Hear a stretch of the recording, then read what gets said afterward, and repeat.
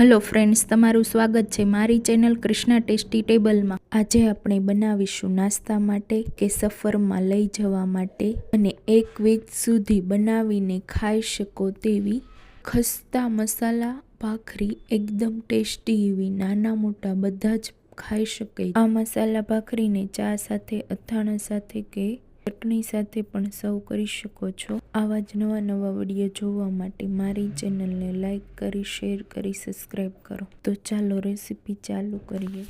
મસાલા ભાખરી બનાવવા માટે મેં અહીંયા એક બાઉલમાં 1 કપ જેટલો રોટલીનો લોટ લીધો છે। જે આપણે રોટલી બનાવવા માટે રેગ્યુલર વાપરતા હોય તે લેવાનો છે અને સાથે 1 કપ જેટલો આપણે જે લાડવા કે સુખડી બનાવવા માટે થોડો એવો કરકરો લોટ વાપરતા હોય તે લેવાનો છે। એનાથી તમારી ભાખરી એકદમ ખસ્તા અને ક્રિસ્પી બનશે। ભાખરીને ખસ્તા બનાવવા માટે આ બંને લોટ લેવા ખૂબ જ જરૂરી છે। તો હવે તેમાં મસાલા એડ કરવા માટે મેં અહીંયા અડધી ચમચી જેટલો હળદર પાવડર, 1 ચમચી જેટલું ધાણા જીરું પાવડર, 1 ચમચીથી થોડું વધારે મરચું કે તમે તમારા સ્વાદ પ્રમાણે, 5 ચમચી જેટલી હિંગ, અડધી ચમચી જેટલો અજમો, 2 ચમચી જેટલું આખું જીરું, સાથે સ્વાદ પ્રમાણે 1 ચમચી જેટલું મીઠું કે તમે તમારા સ્વાદ પ્રમાણે વધારે કે ઓછું કરી શકો। અને અહીંયા આ રેસીપીમાં થોડી કસૂરી મેથી વાપરી રહી। ભાખરીમાં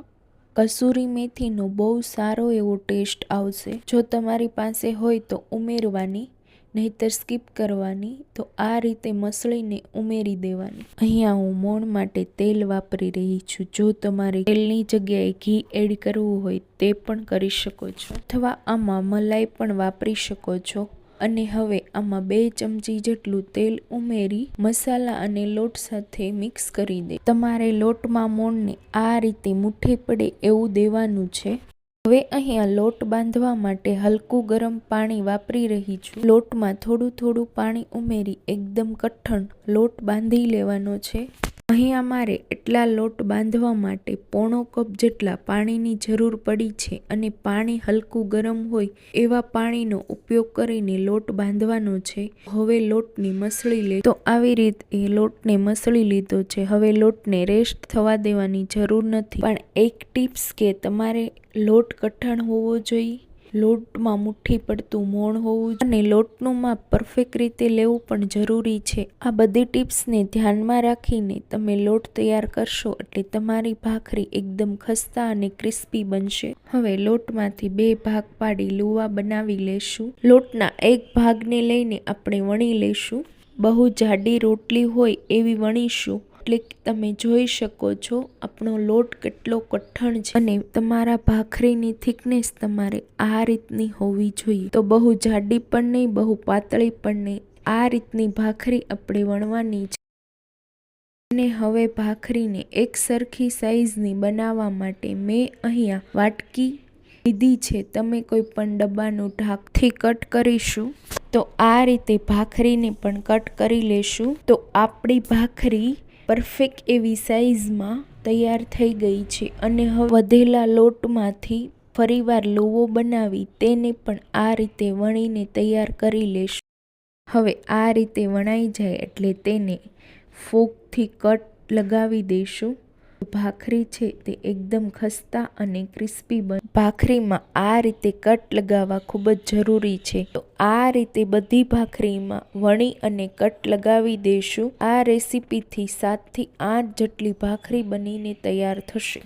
અને જો તમારે ભાખરીને વધારે બનાવવી હોય તો લોટ અને મસાલાનું માપ એ રીતે લઈ અને બનાવી શકો છો। તો ભાખરીને શેકવા માટે મેં અહીંયા લોખંડના તવાને ગરમ કરી લીધો છે। તો લગભગ 1 મિનિટ જેવું ગરમ થાય એટલે આ રીતે ભાખરીને મૂકી દઈશું। હવે 1 થી 1.5 મિનિટ જેવું એક સાઈડ શેકાઈ જાય એટલે તેની સાઈડ ચેન્જ કરવાની છે। તો આ રીતે બંને ભાખરીઓની સાઈડ ચેન્જ કરી લીધી છે। ગેસની ફ્લેમ બધી જ ભાખરી પર સરખી નહીં જાય એટલા માટે ભાખરીને ગોળ ફેરવીને શેકવાની છે। તો આ રીતે બીજી સાઈડ પણ શેકી લીધી છે। તમે માટીના તવા ઉપર કાચી પાકી શેકી અને તવા પર ક્રિસ્પી થાય ત્યાં સુધી શેકી શકો છો। બંને ભાખરી ઉપર કાચી પાકી થોડી આવી ડિઝાઇન આવી જાય એટલે તેને બધી જ ભાખરીને સાઈડ કરી એક ભાખરી વચ્ચે મૂકી એના પર ઘી લગાવી ભાખરીને એકદમ સ્લો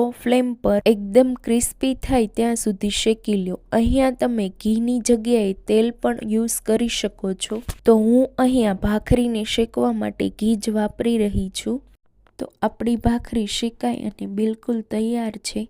તો આ રીતે બધી જ ભાખરીઓ ક્રિસ્પી થાય ત્યાં સુધી શેકી લેશું. ભાખરી થોડી ક્રિસ્પી ગોલ્ડન બ્રાઉન થાય ત્યાં સુધી શેકવાની છે. તો આ રીતે આપણી પરફેક્ટ એવી ભાખરી શેકાઈ અને તૈયાર છે. તો આપણી બધી જ ભાખરી શેકાઈને તૈયાર થઈ ગઈ છે. આ ભાખરીને તમે ઠંડી કરીને ડબ્બામાં ભરીને સ્ટોર પણ કરી શકો છો.